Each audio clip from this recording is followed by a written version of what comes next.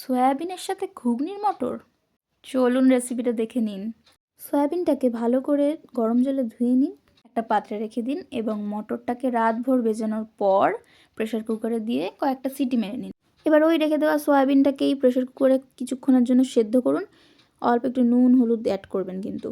ওটা সেদ্ধ হতে এই রসুন আদা আর লঙ্কাটা ভালো করে পেস্ট করে নিন। আর কিছু কিছু সবজি কুচি কুচি করে কেটে নিন, যেমন পেঁয়াজ, টমেটো, স্প্রিং অনিয়ন্স, ধনেপাতা এবং আলুটা ডুমো ডুমো করে কাটুন।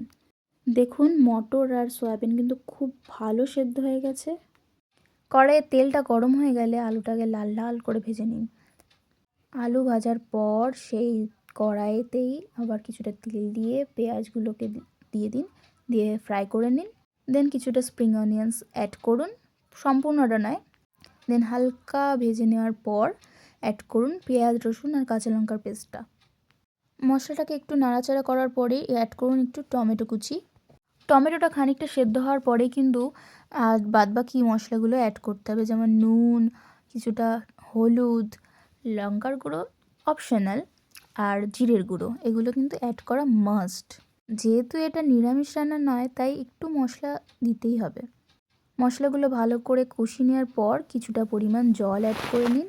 পুরো মশলাটা ভালো করে ফুটে যাবে, দেখবেন একটু মাখো মাখো হয়ে যাওয়ার পর আলুটা অ্যাড করবেন। দেন সেদ্ধ করে রাখা মটর এবং সয়াবিনগুলো পুরোটা ঢেলে দেবেন।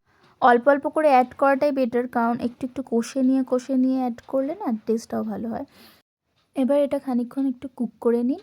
তারপর এর মধ্যে গার্নিশিংয়ের জন্য কিছু দিতে হবে, সেগুলো হচ্ছে একটু স্বল্প পরিমাণ কাসুরি মেথি ছিল, স্প্রিং অনিয়নগুলো ওই জন্যই বলেছিলাম পুরোটা দেবেন না, আর ধনেপাতা দেবেন। দিয়ে অল্প 2 মিনিট মতন ফুটিয়ে সার্ভ করুন যে কোনো কিছুর সাথে, রুটি, পরোটা, ভাত সব কিছুর সাথে যাবে কিন্তু এটা।